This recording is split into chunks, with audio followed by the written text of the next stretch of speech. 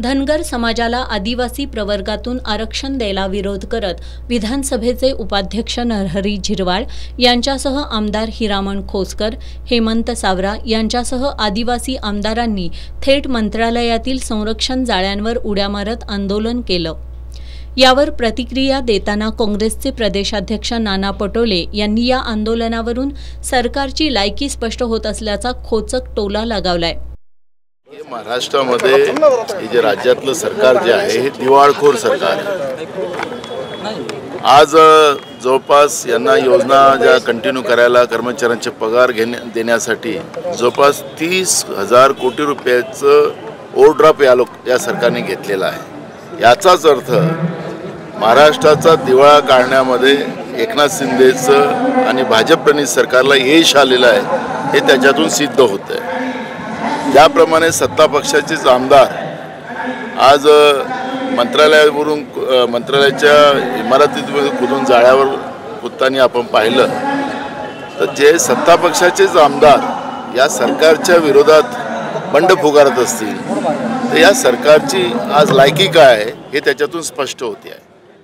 सावरकरांच्या स्मारकासाठी मुंबईतील सुमारे 3.25 एकर जमीन देण्याच्या सरकारच्या निर्णयावर बोलताना प्रदेशाध्यक्ष नाना पटोलेंनी हे सरकार महाराष्ट्राची लयलूट करतंय अशी टीका केली। दरम्यान विधानसभेतील विरोधी पक्षनेते विजय वडेट्टीवार यांनी दिवा विझताना जास्त फडफडतो याच पद्धतीनं सरकार आता विझणार असल्याची टीका करत लाडकी बहीण योजनेवरून त्यांनी सरकारवर चांगलीच तोफ डागली।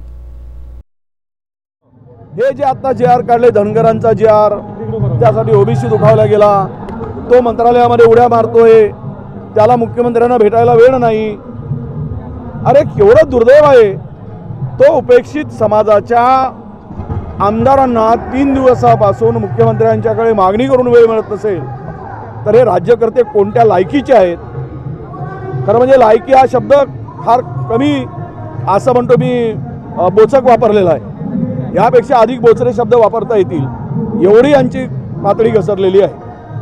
केवळ लाडकी बहीणचा विषय घेऊन रॅम्प लावून इव्हेंटवर हे तिघांचं नाच्याचं सरकार झालेलं आहे। सरकारी पैशाच्या तिजोरीतून इव्हेंट मागायचं आणि इव्हेंटमध्ये जाऊन विचारायचं की तुम्हाला पैसे माझी बहिणा तुमच्या खात्यात, माझी लाडकी बहीण तुझ्या खात्यात पैसे पडले काय, पैसे गोळा झाले काय, असं मुख्यमंत्री विचारतात। अरे लाज वाटायला पाहिजे आम्हाला राज्यकर्ते म्हणून। तुम्ही त्यांना विचारायला पाहिजे ते माझी बहिणा तू सुरक्षित आहेस का, माझी बहीण सुरक्षित आहे का। मराठी भाषेला अभिजात भाषेचा दर्जा देण्याचा प्रस्ताव काँग्रेसनं पाठवला होता असं विरोधी पक्षनेते आमदार वडेट्टीवार यांनी सांगितलं। राज्य सरकार हे कमिशनखोरीचं सरकार असून प्रत्येक कामासाठी 30% कमिशन घेतलं जातंय असा आरोपही त्यांनी केला।